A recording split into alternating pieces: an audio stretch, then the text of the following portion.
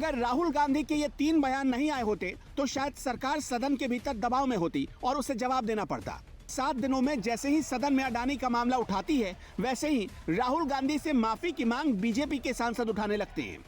नतीजा ये हुआ कि विपक्ष जिस अडानी के मुद्दे पर चर्चा चाहता था, वो अब राहुल की माफी पर शिफ्ट हो चुका है। पूरे संसद का, पूरे सदन का आज विपक्ष ने फिर एक बार अपमान किया है।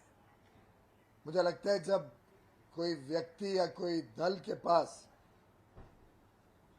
कोई शब्द ना हो, कोई लेग स्टैंड करने के लिए अपने विषय के ऊपर कोई ठोस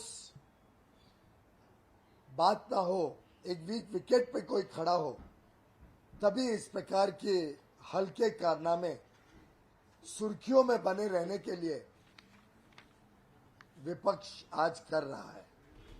आज संसद में एक अलग सीन भी नजर आया। 7 फरवरी को जो टीएमसी कांग्रेस के साथ खड़ी नजर आती थी, वो आज कांग्रेस से अलग धरना देने बैठ गई।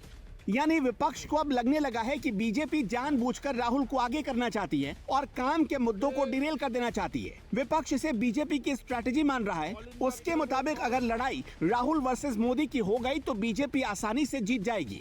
लेकिन टीएमसी के सवाल पर हमारे संवाददाता कांग्रेस प्रवक्ता से बार बार जवाब मांगते रहे, लेकिन कांग्रेस प्रवक्ता पवन खेड़ा जवाब को जलेबी की तरह घुमाकर टाल गए।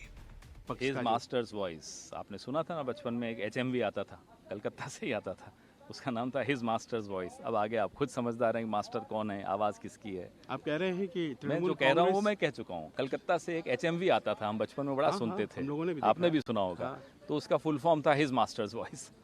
नहीं, उसमें तो तस्वीरें भी लगी रहती थी, लेकिन मैं ये कहना चाहता हूं तस्वीरें भी बहुत जल्दी स्पष्ट हो जाएंगी। टारगेट सबका एक है, लेकिन 2024 में मोदी वर्सेस ऑल होने की संभावना आज की तस्वीर के बाद दम तोड़ चुकी है। ये सबको पता है कि मोदी को हराना है तो सबको अपना अपना राग छोड़ना पड़ेगा। कुर्बानी देने की जैसे ही बात आती है तो हर कोई राजा बनना चाहता है। हालात ऐसे हो गए हैं कि सबकी अपनी अपनी डपली और अपना अपना राग है। उत्तर प्रदेश में मायावती को कांग्रेस का साथ पसंद नहीं है। अखिलेश यादव ना तो कांग्रेस को सपोर्ट करे ना ही मायावती को।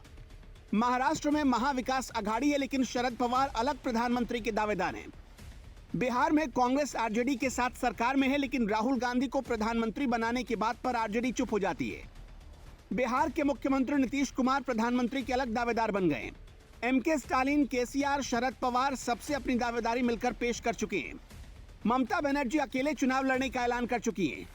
केसीआर खुद को प्रधानमंत्री कैंडिडेट मान चुके हैं। खुद लेफ्ट ने राहुल के नाम पर सहमति नहीं जताई है। केजरीवाल की आम आदमी पार्टी अकेले चुनाव लड़ने का दावा कर रही है। पहले मुद्दा विहीन था विपक्ष, अब मुद्दा मिला तो नेता विहीन दिखता है। ममता के मंच पर एक दूसरे का हाथ पकड़ लेते हैं, लेफ्ट के मंच पर सब एक दूसरे का हाथ पकड़ लेते हैं। खुद केजरीवाल भी उस मंच पर मौजूद होते हैं और दीदी भी। लेकिन जब प्रधानमंत्री के कैंडिडेट को ढूंढने की बारी आती है और जब बारी आती है कि बीजेपी के खिलाफ सब एकजुट हो जाएं, तो रिजल्ट मिलता है 0 बटा सन्नाटा। यानी कि तस्वीर अब धीरे धीरे साफ होने लगी है। राहुल गांधी ने भारत जोड़ो यात्रा में जो कुछ भी कमाया, उनके बयान अब उसे जाया करने लगे हैं और हालात ये बनते चले जा रहे हैं कि अडानी के सवाल पर सरकार से जो भी जवाब मांगा जा रहा है, उसे हासिल करने में राहुल गांधी के लंदन वाले बयान रुकावट बन रहे हैं। और शायद यही वजह है कि विपक्ष के कई दल जो अब तक कांग्रेस के साथ चले आ रहे थे, अब एक एक कर खिसकने भी लगे हैं।